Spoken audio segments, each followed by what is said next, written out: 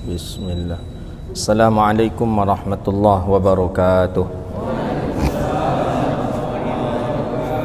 Alhamdulillahilladzi nahmaduhu wa nasta'inuhu wa nastaghfiruh wa na'udzu billahi min shururi anfusina wa min sayyiati a'malina. May yahdihillahu fala mudilla lahu wa may yudlil fala hadiyalah. Asyhadu an la ilaha illallah wahdahu la syarika lah wa asyhadu anna sayyidana wa nabiyyana Muhammadan abduhu wa rasuluh wa safiyyuhu min khalqihi wa habibuhu ballagha risalah wa addal amanah wa nasahal ummah wa kashafallahu bihil ghummah wa jahidun fi sabilillahi hatta atahul yaqin.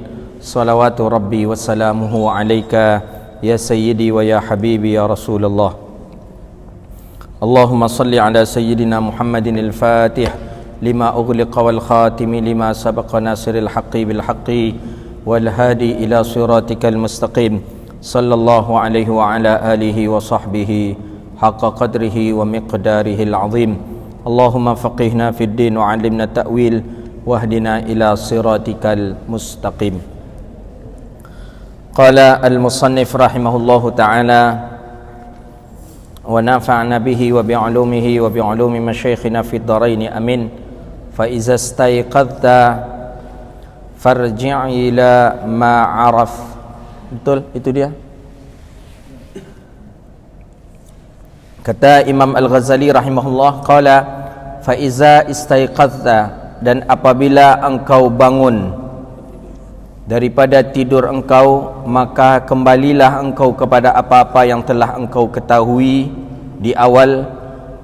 Wadawim, kemudian engkau dawamkanlah, engkau biasakanlah di atas ini tertib daripada beberapa zikir. Sebelumnya diajarkan kita membaca ayat kursi, kemudian membaca ma'udzataini, membaca amanar rasul, kemudian membaca surah ikhlas, kemudian membaca kul a'udzu birabbil falaq dan kul a'udzu birabbin nas, kemudian membaca surah al-muluk, kemudian kita tidur. Itu kemarin adab tidur yang terakhir. Pertama baca ayat kursi, setelah itu kita membaca amanar rasulu bima unzila ilaihi min rabbih wal mu'minun sampai akhir, kemudian membaca surah ikhlas, kul huwallahu ahad, kemudian membaca kul a'udzu birabbil falaq, kemudian membaca kul a'udzu birabbin nas, kemudian membaca surah al-muluk, kemudian kita tidur. Jadi amalkanlah itu, kata Imam Al-Ghazali, dan dawamkanlah, biasakanlah mengamalkan itu, kata Imam Al-Ghazali rahimahullahu ta'ala. Ala hadha tertib baqiyatul umr fa iza syaqqat alaika mudawamah, maka apabila engkau kesulitan untuk membiasakan itu, apabila engkau kesulitan untuk mengamalkan itu, kata Imam Al-Ghazali, fasbir, maka sabarlah engkau seperti sabarnya orang yang sakit di atas pahitnya obat. Minum obat pahit, kita sakit, kita mesti minum obat. Kalau tak minum obat, lambat sembuh. Kalau tak minum obat, tak sehat-sehat kita. Jadi minum obat, sabar minum obat. Orang yang sakit itu kan sabar minum obat itu. Sebenarnya tak mau dia minum obat, tapi karena sakit itulah terpaksa minum obat lagi. Siapapun di antara kita pasti minum obat kalau sakit, dan mesti sabar kita. Tak bisa emosi, tak ada niubek kalau campang, tak kan sehat-sehat kita. Mati bisa kita. Kalau ada kesulitan di diri kita, susah mengamalkan yang diajarkan oleh Imam Al-Ghazali tadi, sabar kita. Jangan cepat-cepat kita tinggalkan amalan itu. Jangan cepat-cepat kita buang amalan itu. Sabarlah kita sebagaimana sabarnya orang yang sakit terhadap pahitnya obat. Jadi maksudnya bagaimana? Amalkan juga semampu kita. Mungkin bisa cuman surah ayat Al-Kursi dengan amanah Rasul, atau mungkin bisanya membaca surah Al-Muluk saja, atau cuma bisanya membaca kul huwallahu ahad dengan kul a'udzu birabbil falaq dan kul a'udzu birabbin nas. Jadi kata Imam Al-Ghazali, fasbir, maka sabarlah seperti sabarnya orang yang sakit di atas pahitnya obat. Intidharus lisyifa, menunggu sembuh datang, menunggu sehat datang. Kita pun macam tu, sabarlah kita menjelang dapat istiqamah. Jadi berat, rasanya berat mengamalkan zikir tadi itu, berat itu. Kalau belum terbiasa, Bayangkanlah mulai dari ayat kursi sebelum tidur, baca ayat kursi, setelah itu amanar rasul, setelah itu qul huwallahu ahad, setelah itu qul a'udzu birabbil falaq, kemudian qul a'udzu birabbin nas, kemudian surah Al-Muluk. Berat kalau kita tak terbiasa, tapi sabar, kata Imam Al-Ghazali, sampai nanti ada waktunya engkau sudah terbiasa. Sebagaimana orang yang sakit, ia bersabar minum obat yang pahit, tapi ada yang ia tunggu, yaitu syifa, kesembuhan. Wa tafakkur fi kasri umrik, dan engkau mesti berpikir juga bahawa umur engkau kurang, kata Imam Al-Ghazali. Wa in ishta mathalan mi'ata sanah, jika engkau hidup seumpama 100 tahun.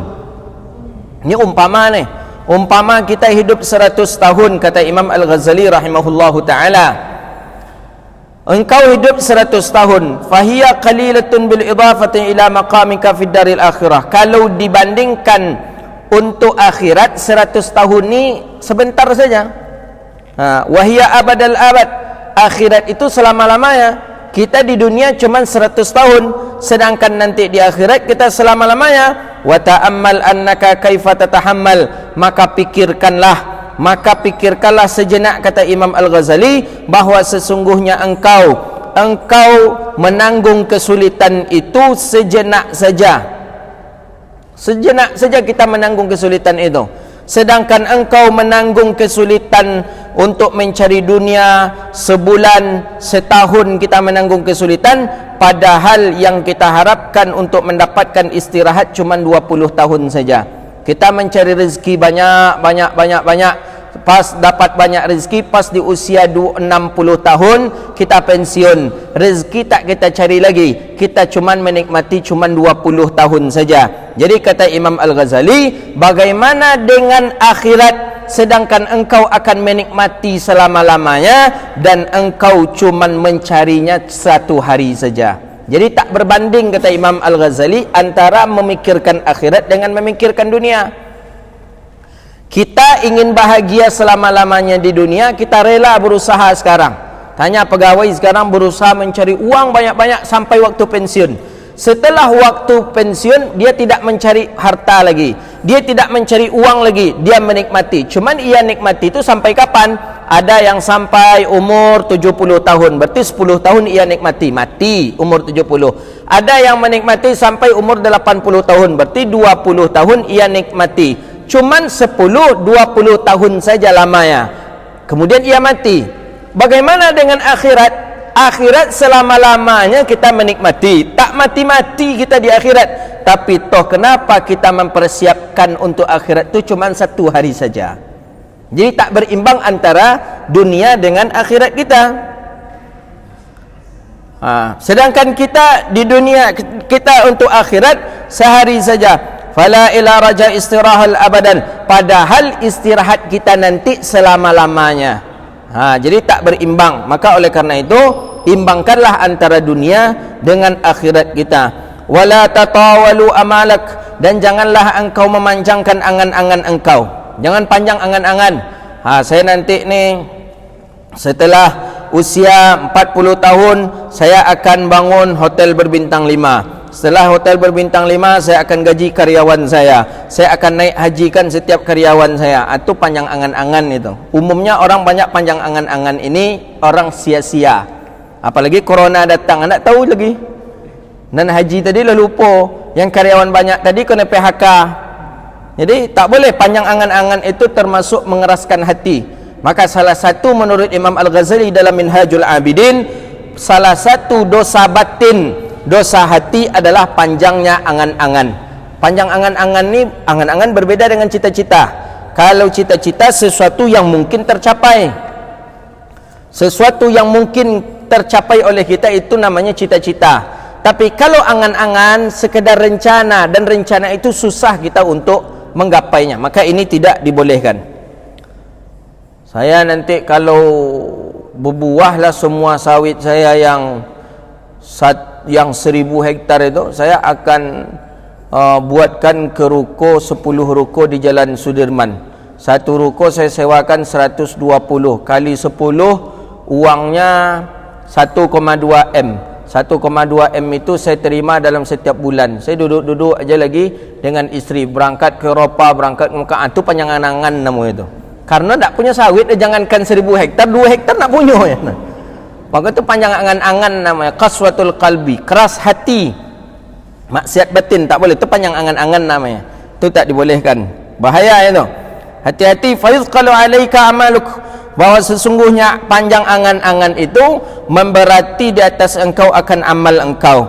Jadi panjang angan-angan tadi payah kita nak beribadah kepada Allah Subhanahu wa taala, diganggu kita. Maka kata Syekh rahimahullahu taala, Syekh seorang wali min auliyaillah daerah Rahul, Syekh Nikum, apa kata dia? Orang yang panjang angan-angan itu, saya sendiri mendengarnya, orang yang panjang angan-angan itu ketika dia tidur diganggu oleh mimpi, ketika dia bangun diganggu oleh ketika dia bangun diganggu oleh mimpi, ketika ia tidur diganggu oleh mimpi, ketika ia bangun diganggu oleh pemikiran. Jadi ketikanya lalok tabuk mimpi, lah Rasul-Rasul maknya duduk di Eropah pergi jalan-jalan je bininya. Ketikanya jago, pikirannya terbayang je isi mimpi tadi tu. Maka bahaya panjang angan-angan tu bahaya, termasuk maksiat batin. Semoga Allah jauhkan kita dari panjang angan-angan, amin. Dan engkau masih memanjangkan angan-angan, sedangkan ibadah engkau sedikit, kata Imam Al-Ghazali. Waqad qarabal maut, sedangkan mati itu dekat lagi. Kita ni dah dekat mati ni. Dengan bertambahnya usia kita, berarti kita mengejar mati. Maka kata para ulama, jarak antara kita dengan kematian itu sama halnya jarak antara rel kereta api dengan kereta api itu sendiri. Selagi berjalan, itu tanda ada rel. Tapi kereta api tidak akan berjalan kalau tidak ada rel. Rel ini nyawa, rel ini ajal. Kereta api kita berjalan hari ini karena masih ada rel. Tapi sampai kapan rel ini ada, kita tak tahu. Bisa saja sampai pintu tu rel tu habis, bisa saja sampai nanti, bisa saja sampai kita tak tahu, wallahu a'lam. Maka guru kita Syekh Husni Ginting meninggal dunia tadi. Itu 2 hari sebelumnya beliau masih mengajarkan hadis kepada jemaah. Kemarin pas hari Arafah beliau meriwayatkan hadis Arafah juga. Allah panggil beliau dalam keadaan usia masih muda. Beliau, kalau Syekh Said Mamduh mengatakan beliau tu lebih banyak kenal Syekh Mesir dibandingkan dengan orang Mesir. Jadi syekh-syekh di Mesir beliau tahu dibandingkan dengan orang-orang Mesir. Banyak yang tak tahu syekh-syekh yang ada di Mesir itu. Beliau musnid, memang beliau kumpulkan semua sanad-sanad hadis itu, beliau kumpulkan. Itulah Syekh Husni Ginting Al-Langkati Al-Azhari. Beliau orang alim, bagus akhlak beliau, sangat mulia sekali. Jadi maut dekat, sedangkan kita masih panjang jo angan-angan lah. Awak nak bangun jo ruko 12 ruko di Jalan Sudirman, dari panen sawit yang 1000 hektar, angan-angan je baru kau matilah mendekati juga, mati mendekati. Maka kita menjadi orang yang celaka. Wa qul fi nafsika, dan katakanlah kepada diri engkau, kata Imam Al-Ghazali, inni atahammalul musyaqqatil yawm fala'alli amutul lail. Aku sesungguhnya diriku menanggung kesusahan hari ini. Diriku menanggung kesusahan hari ini, maka bisa jadi mati aku di malam hari, atau aku bersabar di malam hari, matiku besok pagi. Jadi itu katakan kepada diri kita, jangan panjang jo angan-angan lai. Katakan ke diri kita, tak usahlah panjang angan-angan lagi. Bisa jadi mati dan berko malam, bisa jadi mati dan besok pagi. Jangan panjang angan-angan lai, kata kita kepada diri kita. Pernah tak kita berbicara kepada diri kita? Itu penting itu. Dalam tasawuf kita penting berbicara kepada diri kita. Jangan biarkan diri kita dengan sendirinya. Pandu diri dengan mengucapkan kata-kata kepada diri. Maka itulah kalimat usalli dalam salat itu memandu diri itu. Usalli fardhu subhi raka'ataini, mengajarkan di dalam ini untuk bisa sama dia dengan yang kita ucapkan. Fala'alla amutu ghadan, bisa saja aku mati besok pagi. fa innal mautu la yahjam, maka sesungguhnya maut itu tidaklah pernah memberitahu dia waktu tertentu. Tak pernah, maut tak pernah. Angku mati besok pagi aja lah ya, kecek maut. Tak pernah. Kalau bisa mode itu pasti kita tunda dulu. Ajalah besok pagi agak siang lah seketik kata awak, kan bisa aja. Tak pernah, maut tak pernah mengatakan kita angku mati malam aja lah ya. Jangan malam lah, pagi aja lah. Tapi kau dapat siap sudah subuh kata kita. Apa dia siap subuh kata maut? Karena hamba sudah sembahyang subuh kata kita kepada maut. Tak pernah. La yahjamu fi waqtil makhsus. Tidak pernah mati itu menentukan waktunya kepada kita. Wa halil makhsus. Taklah pernahnya menyebutkan kepada kita hal keadaan kita. Angku besok meninggal, mana angku nio dia teh tempat tidur atau dia teh aspal. Jadi nang kecik awak ancak dia teh tempat tidur lagi kecik. Tempat tidur lah. Tak pernah.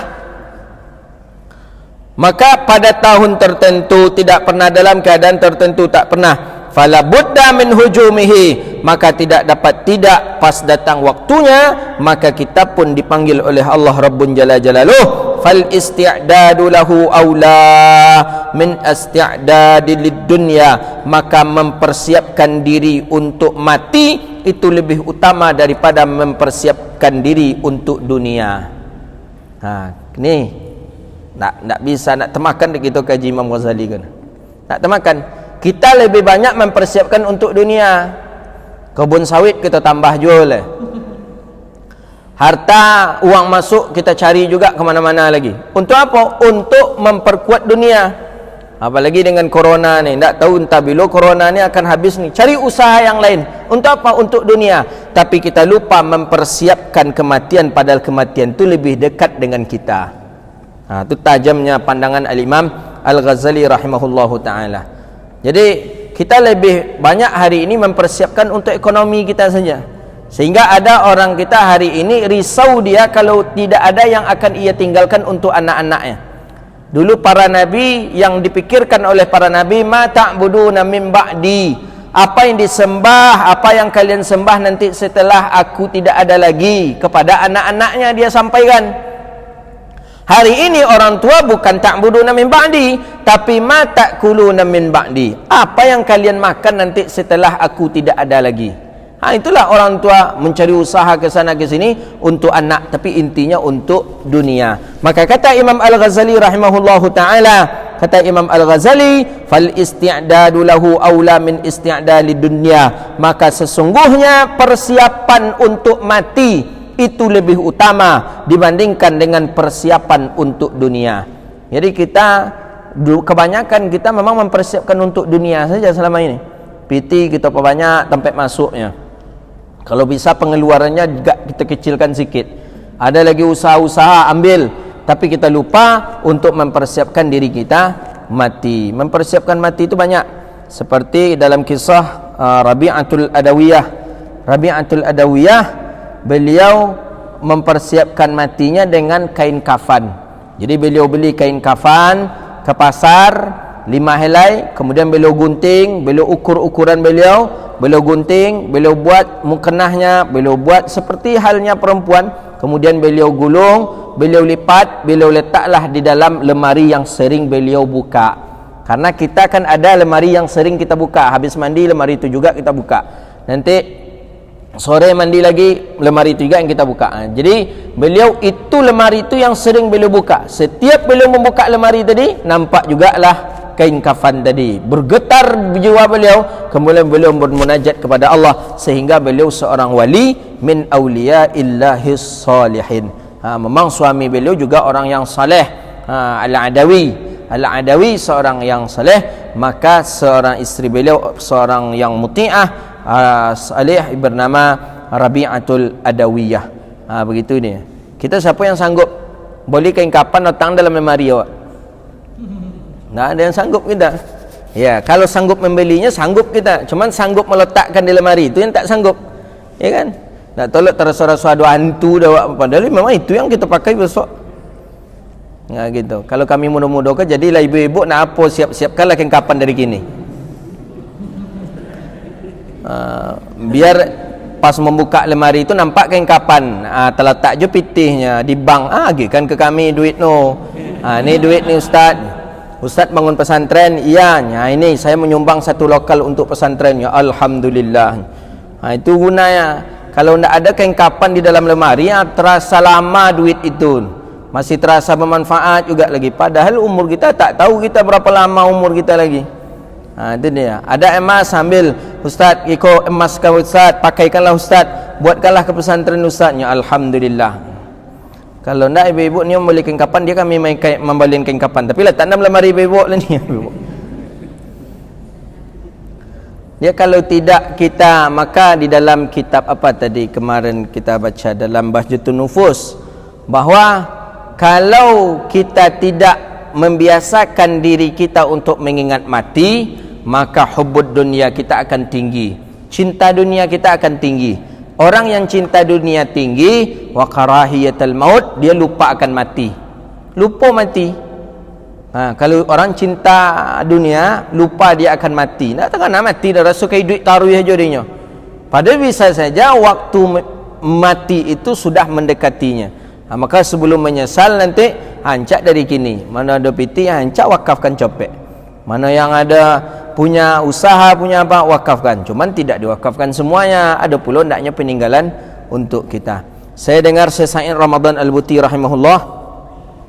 Syekh Sa'id Ramadan Al-Buti, seorang ulama besar Syria Al-Azhari, beliau seminggu menjelang beliau kena bom itu di masjid pengajian tafsir, itu seluruh pakaian-pakaian beliau itu sudah beliau berikan ke santri-santri beliau. Jadi pakaian beliau ada jubahnya, ada imamah sorbannya, ada ridak selendangnya. Itu beliau berikan itu seminggu beliau sebelum beliau meninggal dunia. Jadi ketika beliau meninggal dunia, beliau tidak ada membawa apa-apa lagi. Itu yang elok. Tapi ketika awak meninggal dunia, harta masih banyak, bisa saja kalau anak berkelahi, awak juga yang kena azab di dalam tanah kita. Wa anta ta'lam, dan engkau mengetahui, kata Imam Al-Ghazali, ilmul yakin, engkau yakin, kata Imam Al-Ghazali, annaka la tabqa fiha, engkau tidak akan kekal di dunia. Tapi kenapa engkau masih begitu mementingkan persiapan dunia? Padahal di dunia kau tidak kekal.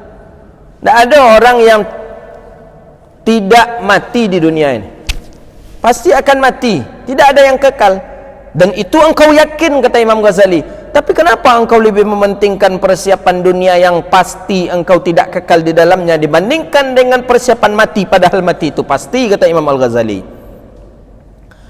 Illa muddatan yasirah, ya, annaka la tabqa fiha illa muddah. Kata Imam Al-Ghazali bahawa sesungguhnya engkau tidak kekal, engkau bahawa sesungguhnya engkau yakin engkau bahwasanya engkau tidak akan kekal pada dunia ini kecuali masa yang sedikit saja.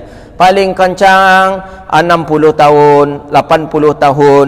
Ini di akhir zaman ni, umat yang di atas 70 tahun itu sudah jarang. Sudah jarang. Jadi mungkin hari ini sudah jarang orang yang berusia 80 tahun. Mungkin di zaman kita tua nanti, mungkin jarang orang yang berumur 60 atau 70 tahun. Karena dia semakin lama semakin sedikit kadar masanya. Kalau dulu zaman nenek-nenek kita, orang meninggal dunia tu kebanyakan umur 90 tahun ke atas. Setelah itu turun 80 tahun ke atas. Setelah itu turun 70. Jadi nanti ada masanya orang yang umur 25 tahun itu pun sudah meninggal dunia. Jadi jarang nanti orang yang berumur 40 tahun. Jarang nanti orang yang berumur 50 tahun, jarang. Karena orang yang berumur 35 tahun itu pun sudah diwafatkan oleh Allah. Sekarang sajalah orang yang berumur 90 tahun payah mencarinya. Yang 80 tahun payah mencari. 70 tahun masih banyak. Ada masanya nanti yang mencari 70 tahun ini pun payah nanti. Payah nanti yang mencari 70 tahun. Yang 60 tahun banyak nanti. Begitulah seterusnya, itu tanda daripada akhir zaman. La'allahu lam yabqa min ajlika illa yaumin wahid. Kata Imam Al-Ghazali rahimahullah, bisa saja tidak ada kekalan, tidak berkekal daripada ajal engkau kecuali cuma satu hari saja. Sehari kau aja tinggal wak rupanya lah. Bagaimana? Sedangkan kita tidak sempat beribadah kepada Allah. Sedangkan kita tidak sempat untuk bermunajat kepada Allah. Kita tidak sempat untuk mohon ampun kepada Allah Subhanahu wa taala. Illa yaumin wahid au nafsin wahid. Nyawa kita hari ini aja yang ada. faqadara hadha fi qalbika kulla yawmin wa kullifa nafsaka sabra ala ta'atillahi yawman fayawman. Kata Imam Al-Ghazali rahimahullahu ta'ala, maka oleh karena itu faqadara, maka sanggupilah daripada diri engkau fi qalbika wa kullifa hadha ay al-hujumul maut fi lahzat, maka pentingkanlah atau pikirkanlah atau ihtimamkanlah atau masukkanlah kematian itu pada hati engkau kullayaum, setiap hari, sebagaimana sabda Nabi sallallahu alaihi wasallam, tahaffatul mu'minul maut wa inma qala hadzal an di dunya sijnul mu'min idh la yazalu fiha fi ta'bin min tahammuli musyaqqati nafsahu kasara syahwatahu. Kata Nabi sallallahu alaihi wasallam, kata Imam Al-Ghazali rahimahullah, maka masukkanlah, maka hujum, tentukanlah kematian itu selalu setiap hari pada diri engkau, dan beratkanlah diri engkau terhadap kematian itu, as-sabru ala ta'atillah, dan engkau sabar di atas taat kepada Allah, yauman fa yauman, tiap hari engkau mesti sabar. Fa innaka law qaddartal baqa, maka jikalau seandainya engkau Allah takdirkan kekal di dunia ini 50 tahun saja, alzamtuha sabran ala ta'atillahi, maka engkau hendaklah bersabar di atas taat kepada Allah Subhanahu wa taala. Kalau seandainya awak dapat cuma 50 tahun ajanya, 50 tahun itu pun pakaikanlah untuk berta'abbud kepada Allah Subhanahu wa taala.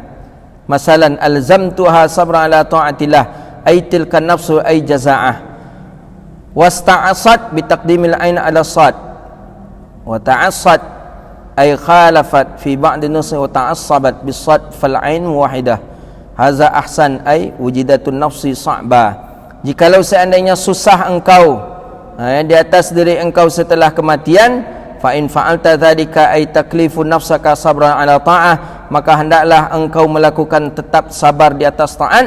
Fa farahat 'indal mauti farhan la akhara laha, maka la akhara lahu, maka engkau bergembira ketika datangnya mati akan gembira yang tidak ada kesudahannya. Jadi kalau kita umur 50 tahun tapi lagi beribadat kepada Allah, sabar kita dengan ibadat kepada Allah, istiqamah kita dengan ibadat kepada Allah, maka ketika datangnya ajal, kita datangnya kematian itu dalam keadaan tenang dan gembira selama-lamanya.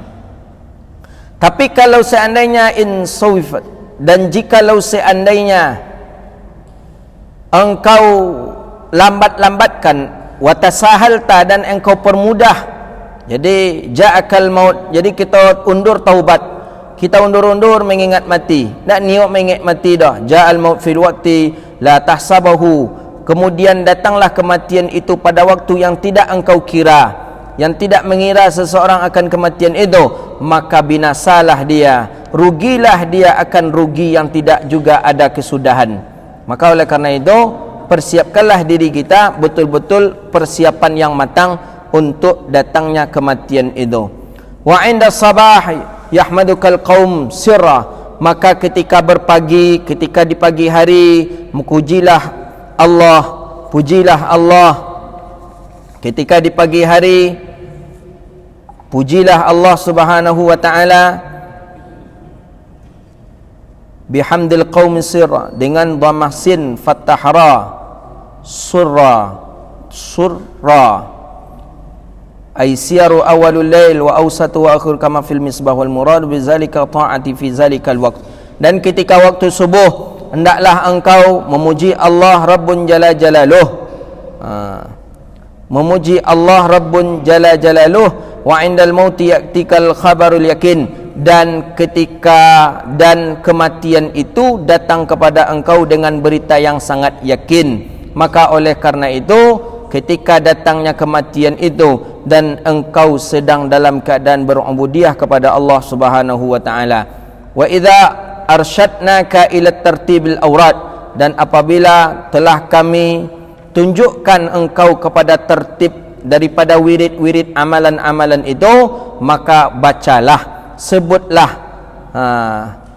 fal nuzakkir laka, maka begitu juga kami ingatkan bagi engkau kaifiat salat, kaifiat puasa, dan adab-adab dalam salat dan puasa, dan adab menjadi imam dan makmum, dan begitu juga adab Jumat. Jadi maksud Imam Al-Ghazali di ujung ni, telah selesai kami ingatkan kalian, kami berikan kalian wirid-wirid sebelum tidur, amalan-amalan sebelum tidur, maka kami ajarkan pula kalian kaifiat tentang salat, kami ajari pula kalian kaifiat tentang puasa, dan adab-adab tentang salat dan adab-adab tentang puasa, dan begitu juga adab imam dan makmum, dan adab daripada Jumat. Jadi intinya adalah Imam Al-Ghazali ini memberikan pandangan kepada kita bahawa sesungguhnya kematian itu pasti. Karena kematian itu suatu perkara yang pasti, maka ambil pelajaranlah dia. Apa pelajaran yang kita ambil? Bahawa kita tidak boleh terlengah dengan dunia ini. Bisa saja mati itu di depan kita, bisa saja mati itu lama. Karena mati itu kita satu pun tidak mengetahuinya, maka selalulah persiapkan diri kita akan kematian itu. Sama halnya dengan polisi yang razia. Kita tak pakai helm, helm tak ada, helm tak ada. Anggapan kita ini polisi tidak ada razia. Buktinya kemarin kita lewat itu tak ada orang razia, tidak ada razia. Pas ketika kita pakai helm, orang tak ada razia. Tapi besoknya kita pas lewat di sana, kita tak pakai helm, orang razia. Akhirnya kena tangkap, nak lari tak bisa, akhirnya kena tilang, mati pun seperti itu. Ketika kita ibadah kepada Allah, mati belum datang. Ternyata ketika duduk di kedai maksiat, ketika kita sedang melakukan maksiat, mati itu datang kepada kita. Mana yang sia-sia? Yang pertama tadikah sia-sia memakai helm tapi orang tak razia, atau tak pakai helm ternyata orang razia? Mana yang lebih bahayanya? Lebih bahaya ketika kita tak memakai helm dan orang sedang razia. Ketika kita tidak sedang ibadah kepada Allah dan mati pun datang. Itulah mati mufajaah. Maka ulama tasawuf mengatakan meninggal mufajaah itu ada dua prinsip dari pandangan ulama. Mufajaah itu mati tiba-tiba saja. Pandangan pertama mengatakan mati mufajaah itu boleh dan elok. Yang kedua, mati mufajaah itu tak elok. Tapi banyak ulama mengomentari bahawa mati mufajaah itu mati yang tak elok. Kenapa mati mufajaah mati yang tak elok? Dikhawatirkan kalau mati itu tiba-tiba memang kita sedang tidak dalam ibadah, sedang duduk je kawan menggunjingkan orang, hati bawa je tagang aja leh. Atau sedang nak pergi ke tempat maksiat, mati. Macam mana? Itu mati mufajaah. Tapi kalau mati mufajaah sedang dalam majlis ilmu, alhamdulillah elok. Atau sedang dalam keadaan salat, alhamdulillah baik. Atau sedang bersilaturahmi ke rumah orang, mati mufajaah, mati yang elok. Tapi intinya mati itu perkara yang mesti dan perkara yang wajib ada pada diri kita. Kadang bercerita mati kau memang senang ya, tapi kadang diingat-ingat pula kau pulang ke rumah balik tak kena pula dah awak jadi cerita mati. Macam mana lagi? Ya. Iza jaa ajaluhum la yastakhiruna sa'atan wa la yastaqdimun. Tapi Allah Maha mengetahui, para malaikat pun mensaksikan bahawa kita duduk di rumah Allah, duduk dalam majlis ilmu membahas tentang kematian. Mudah-mudahan Allah mudahkan kita mati, Allah mudahkan kita meninggal dunia dan meninggal dalam keadaan husnul khatimah. Amin ya rabbal alamin. Adabus salah, adab tentang salat lagi. Qala al-musannif rahimahullahu ta'ala, fa idza faragta min taharatil, apabila selesai engkau daripada bersuci, kata Imam Al-Ghazali, bersuci taharati, bersuci daripada hadas kecil dan hadas besar. Hadas kecil dengan berwuduk, hadas besar dengan mandi. Fil badani wa thiyab, pada badan dan pakaian dan tempat. Suci badan, suci pakaian, suci tempat, bersih badan, bersih pakaian, bersih tempat. Wa min satratil aurat, dan aurat pun sudah kita tutup. Kita sudah bersuci, aurat pun sudah kita tutup. Min surrati ila rukbah, daripada pusat dan lutut. Ada kalimat min dalam mazhab Syafi'i. Min yang ada di sana itu adalah termasuk daripada kesekaliannya. Jadi termasuk surah pusat, rukbah lutut, itu bagian daripada aurat. Jadi ketika salat, pusat tak boleh terbuka, lutut tak boleh terbuka. Di dalam kitab Al-Mahalli, syarah daripada Qalyubi wa Umairah daripada Kanzur Raghibin, kitab Minhajut Talibin Imam Nawawi, disyarah, nama syarahnya Kanzur Raghibin, disyarah oleh Imam Jalaluddin Al-Mahalli, bernamalah Mahalli. Jadi di sana jelas, jangankan terbuka secara langsung pusat kita, memakai pakaian yang tipis saja kita salat dan pusat dalam keadaan nampak, maka tu batal salat. Apa contohnya? Kita pakai singlet atau pakai baju dalam yang tipis. Baju dalam yang tipis nampak pusat tadi, pusat kota. Nampak pusat kota tadi, padahal pakai baju tipis kita. Pakai baju tipis, maka salat batal. Maka oleh kerana itu, seelok-eloknya memakai pakaian. Jadi kata Imam Al-Ghazali, fa iza farakta, dan apabila engkau selesai daripada bersuci daripada hadas kecil dan hadas besar, dan suci pakaian badanmu, wa taharatul khabsi minal badani, suci kotoran pada badan, pada pakaian, pada tempat, dan menutup aurat daripada lutut sampai daripada pusat ke lutut. Ini bagi laki-laki. Fastaqbalul qiblah, maka hendaklah engkau menghadap. Fastaqbalul qiblah, maka hendaklah menghadap kiblat. Qa'iman, faistiqbalul qiblah, dan engkau menghadap kiblat.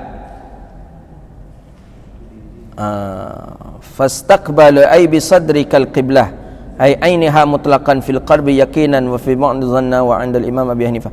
Jadi kemudian menghadap, fastaqbalul qiblat, dan menghadap ke arah kiblat. Qa'iman, dalam keadaan berdiri.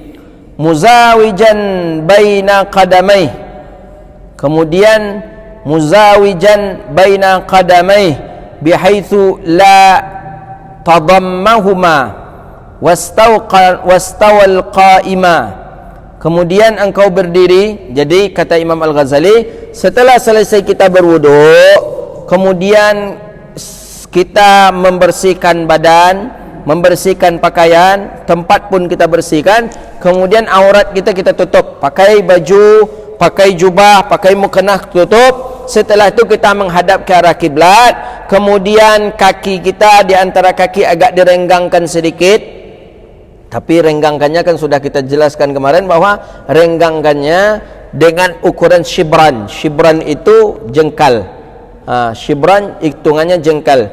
Tidak pula dirapatkan, la tadamahuma, tidak boleh dirapatkan antara kaki dengan kaki, tak boleh ditempelkan, tapi direnggangkan. Cuman renggangkannya jangan macam teman-teman salafoi pula, dia renggangnya besar kali, macam orang nak gulat itu, nak macam apa, sumo tu katanya kan. Alah, itu renggang kali. Renggangnya itu di antara shibran. Shibran, kata ulama kita mazhab Syafi'i, antara satu kaki dengan satu kaki yang lain. Shibran, ukuran shibran tu ukuran satu jengkal saja. Jangan dirapatkan pula. Wastawa, dan kemudian sama lurus dia. Qa'ima, dalam keadaan berdiri. Waqul, dan ucapkanlah. Waqra, dan bacalah. Qul a'udzu birabbin nas, malikin nas, ilahin nas, min syarril waswasil khannas, alladzi waswisu fi sudurin nas minal jinnati wan nas, tahassana biha minasyaitonir rajim, terpelihara kita daripada syaitanir rajim. Jadi ketika berdiri nak salat, baca qul a'udzu birabbin nas dulu, itu sunnahnya. Qul a'udzu birabbin nas, malikin nas, ilahin nas, min syarril waswasil khannas, alladzi waswisu fi sudurin nas minal jinnati wan nas. Kemudian wahdur qalbak, kemudian hadirkan hati kita. Wahdiru qalbak, hadirkan hati kita. Hadirkan hati maksudnya jangan kemana-mana pikiran kita lagi. Yang tadi pikiran mungkin sedang main, tadi pikiran mungkin sedang bercerita, pikiran kita tadi mungkin sedang kemana-mana lah. Hadirkan hati yang khusyuk. Ma anta fihi wa faraghihi minal waswasin, dan jauhkanlah kita daripada waswas. Ini waswas ni penyakit yang paling berbahaya ini. penyakit, nama penyakit itu penyakit waswas. Dah antara selesai apa belum? Tadi tak bersuci dah belum? Tak ada basuh telinga tak belum? Tak basuh telinga tak belum? Itu waswas, hati-hati. Kemudian wanzur baina yadai man taqumu wa man tunad, dan pandanglah orang yang di hadapanmu, orang yang di hadapanmu, siapa yang sedang berdiri di hadapanmu, dan pada siapa engkau bermunajat, dan engkau kepada siapa engkau malu, dan kemudian munajat engkau kepada Tuhan engkau biqalbin ghafil, bahawa engkau adalah hamba yang hatinya selalu lalai, kemudian bahawa engkau yang selalu lalai daripada Allah, engkau orang yang jauh daripada Allah, biwaswasid dunia, dan engkau orang-orang yang selalu waswas tentang dunia, wa khaba'ith syahwat, dan engkau termasuk orang yang mengikuti daripada syahwat. Wa'lam, dan sesungguhnya bahwasanya Allah Ta'ala matali'u ala sariratik, bahwasanya Allah itu mengetahui rahasia yang ada di dalam diri engkau. Jadi sebelum kita salat, tenang, baca kul a'udzu birabbin nas malikin nas ilahin nas min syarril waswasil khannas alladzi waswisu fi sudurin nas minal jinnati wan nas. Kemudian tarik nafas, kemudian fokuskan diri kita, barulah masuk kepada tahap yang diajarkan oleh Imam Al-Ghazali rahimahullahu ta'ala. InsyaAllah di waktu yang akan datang akan kita sambung kembali. Wa'lam annahu ta'ala, dan bahwasanya Allah Ta'ala itu melihat Allah akan rahasia yang ada di dalam hati engkau. Hadza wa billahi taufiq wallahu a'lam bishawab. Ada pertanyaan?